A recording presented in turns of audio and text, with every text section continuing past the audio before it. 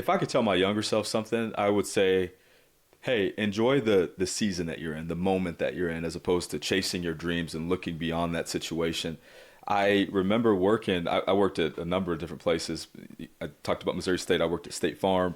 I worked at a grocery store. I worked at a clothing store called Route 21 at the time. I don't even know if they're still around or not, but I did a lot of those things, and I've taken elements of each experience and built that into what I've done today. But what I've chased in life is really my passion for things, and that's led me to the profession that I have today in economic development with the city of Caldwell. I love it. I wake up every day and I'm like, man, it's a new adventure, new opportunity, and new relationship that can be built. And I love this transformative effect that takes place when you can have a fingerprint on a process and just try to help move things forward. And you see it's a very daunting process in terms of the development process. It's never straightforward, and Kyle could tell you this better than me, but it's really one of those things where there's curveballs all throughout the process, right? There's something that's uncovered in the land, or there's a permitting issue, or whatever the case is. But as you work through that and you see the final product, it's just amazing, right? And you're like, oh, I'm gonna do this again because it made such a great impact on the community and whatnot. But it's one of those where, again, you just follow your passions, and that helps fulfill your purpose. But having that opportunity just to learn and grow from each experience that you go through, and don't take it for granted. I mean, that's huge. Yeah. That's what I tell my kids, like, man, you're in this season right now, enjoy it. Do not look at the next. My son, my eldest son, he's talking about growing up and being an adult, and I can't wait for this and that. I'm like, no. Enjoy this moment, this opportunity that you have, and this season that you're in, because I guarantee you it's going to be a season of life that you're probably going to look back and say, man, I wish I was back in that. Just take it for granted. So when you talk about, let's fast forward now, because you're at the college level. You got to take this internship, or the internship in teaching and stuff. And there's a word that keeps coming to my mind. I'm just going to throw it out there. I want to get your take on it, what you think about it, and then maybe some advice that you could give listeners to. But the word that keeps coming to my mind that I want to share is surrender. Mm-hmm. And in that moment when you're like, look, man, you don't understand me. My life is supposed to be like this. I'm a star. I'm an NBA star. This is how it's supposed to go for me. And in this moment, you're like, okay, hang on. I'm going to surrender to something higher. What does that word mean to you? And how can you help others see these moments in their life and times where they may be able to surrender? Mm-hmm. Some of us, like myself, are more hard-headed than others. And it takes a few conks to the head in one form or another to really learn and understand what that looks like. And in my life, I can tell you that you have these pivotal moments that take place that force you to react or to respond in a different way than what you had been doing. So in my life, I know that it was an eviction. Of course, that was a big moment for me to, at the time, get me out of Georgia and do different things. I had kind of grounded myself there and wanted to stay there. I rooted myself in an area because I had all these juxtapositions. I was moving, transitioning, all these things, and I didn't want this itinerant life that was imposed on me. So I felt like I needed to take control of that, and it took that eviction to get me out of that place.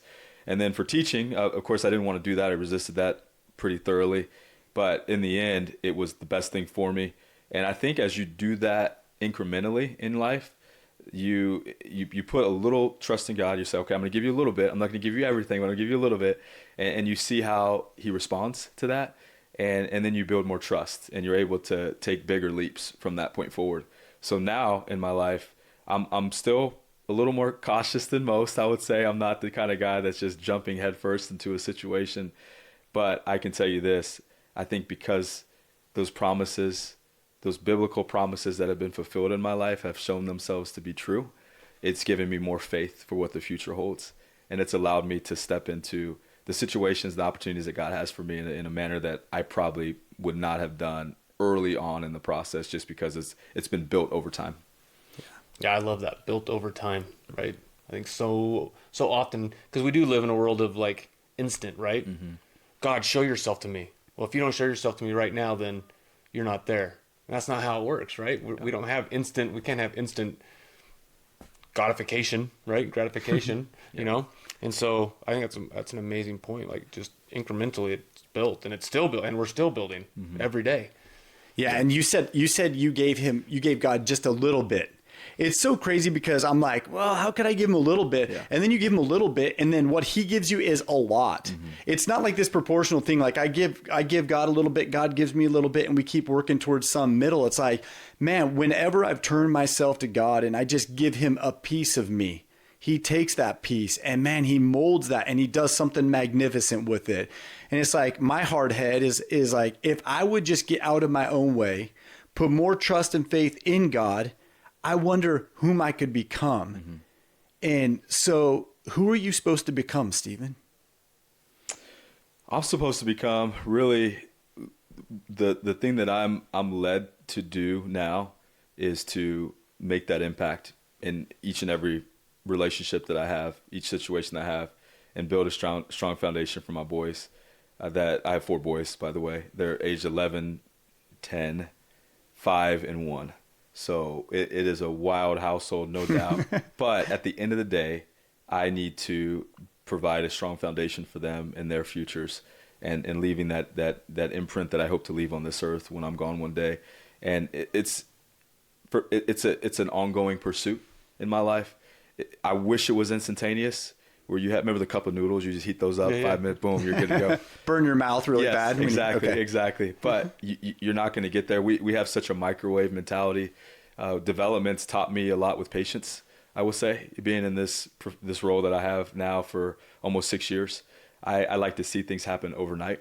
I want to see a building go up and a restaurant go in there, or a clothing store or a manufacturer, and that provides jobs and opportunities. I want to see that happen overnight, but it never does. I'm working with a grocery store right now, and they're about to announce their arrival to Caldwell here, or their plans to build in Caldwell in the next, let's say early May. So we're almost in May here, but early May, and it's taken me 3 years to get there.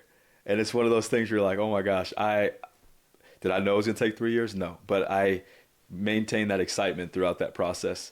But it's not instantaneous. It's one of those things. It's an ongoing chipping away at my character, my levels of integrity, those types of things that I want to continue to build on. So I don't know what the future has for me, but I can tell you that piece by piece, I'm going to try to fulfill what God has for me in terms of his plans and not my own. I love it. I love your faith.